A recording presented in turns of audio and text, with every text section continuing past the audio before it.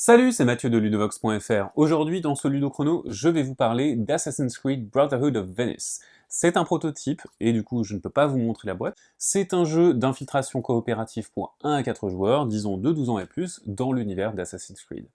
Dans ce jeu, on va essayer d'accomplir des objectifs, en général de s'infiltrer dans des bases et d'assassiner des gens. C'est un jeu à base de scénario. Ici, j'ai 4 enveloppes qui correspondent aux 4 étapes principales du tutoriel, du didacticiel, et chacune va vous amener à découvrir de nouvelles règles, de nouvelles compétences également. Dans ce jeu, on va donc être représenté par des assassins, et on va essayer de s'infiltrer dans une base pour accomplir des objectifs. Chaque assassin va être représenté sur le plateau, mais également par un plateau personnel, et ce plateau personnel, il va comprendre plusieurs choses. Ici, on a notre carte assassin, qui a parfois un pouvoir spécial. On a également des armes au corps à corps et des armes à distance, nos points de vie, nos points d'action, et des objets divers et variés, comme notre lame d'assassin, ou encore des armures. Maintenant, qu'est-ce qu'on essaye de faire? Eh bien, dans ce scénario en particulier, il faut essayer d'aller piller ces lieux, donc de se rendre sur ces lieux en étant non détecté, et d'accomplir des actions qui coûtent un certain nombre de points d'action, avant de revenir et de sortir du niveau. Comme je vous le disais, chaque scénario va avoir ses spécificités, vous aurez un livre de campagne et les règles sont évolutives. Qu'est-ce qu'on fait dans un tour de Assassin's Creed Brotherhood of Venice? Alors tout d'abord, on va retourner une carte événement. Cette carte événement, elle va donner une règle spéciale pour le tour. Ça peut être justement des docteurs ambulants qui vont nous permettre de dépenser des points d'action pour se soigner, ou alors ici un mécanisme secret pour enlever des murs, comme celui-ci, pour les faire tourner, et qui va également conditionner le déplacement des gardes. Ça c'est très important, car les gardes vont se déplacer, vont patrouiller autour du plateau.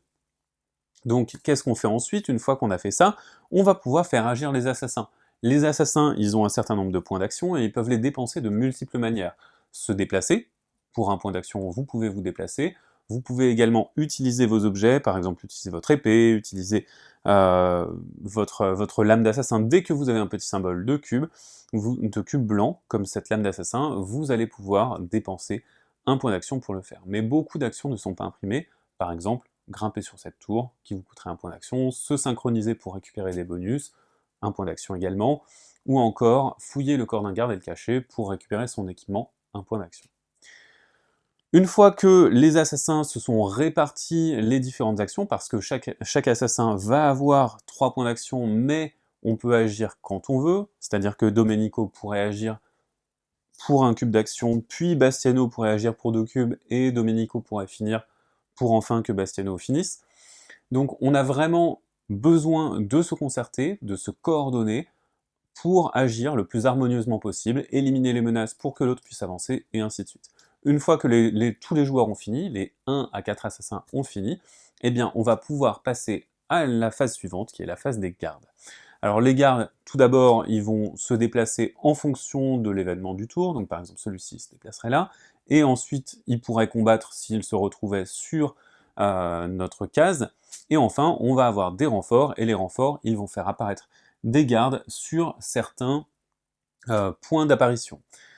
Le gros problème, c'est que plus nous avançons dans le scénario, plus nous avons de chances d'être détectés, et lorsque l'alarme a sonné, eh bien, plus de gardes vont arriver, les gardes vont être plus vigilants.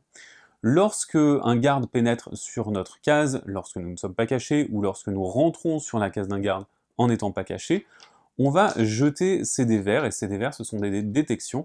Le but sera d'avoir le moins d'yeux possible, car si vous n'avez pas d'yeux, vous n'êtes pas détecté. Les gardes peuvent être vigilants, et s'ils sont vigilants, vous jetez les dés rouges, et là, il y a beaucoup plus de chances d'être attrapé. Vous allez avoir beaucoup d'effets différents qui vont vous permettre de vous débarrasser des gardes, mais vous allez parfois devoir avoir recours à la force brute en utilisant vos armes. Vous allez alors jeter des dés.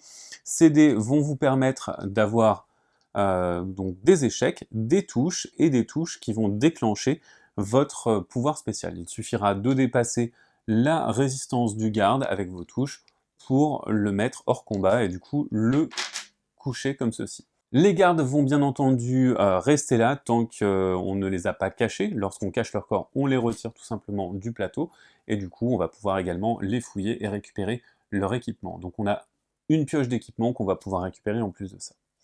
Dans ce jeu, il va donc falloir accomplir des objectifs. Pour accomplir ces objectifs, en tout cas ceux du tutoriel, il va falloir se rendre sur la case en étant non détecté et dépenser un nombre de points d'action qui correspond au chiffre qui est indiqué sur l'objectif. Lorsque c'est fait, vous pouvez défausser l'objectif, et du coup, lorsque vous aurez défaussé les deux objectifs, en allant ici par exemple et ici, vous pourrez ensuite revenir, sortir de la carte pour un point d'action comme c'est indiqué ici, et lorsque c'est fait, vous avez gagné la partie. Il y a également un système de haut fait qui récompensera votre compétence si vous utilisez vos compétences d'assassin au mieux. Il y a bien entendu des façons d'échouer les souvenirs, les différents scénarios. Si vous les échouez, vous allez tout simplement devoir rebooter le scénario en laissant la plupart du plateau dans son état actuel. Voilà, vous savez à peu près tout sur Assassin's Creed Brotherhood of Venice. C'est donc un jeu d'infiltration dans lequel il va bien falloir gérer les mouvements des gardes, qui sont assez cycliques, et en même temps dans lesquels il va falloir utiliser les pouvoirs de vos assassins au mieux. Allez, maintenant, c'est à vous de jouer. À bientôt sur ludovox.fr.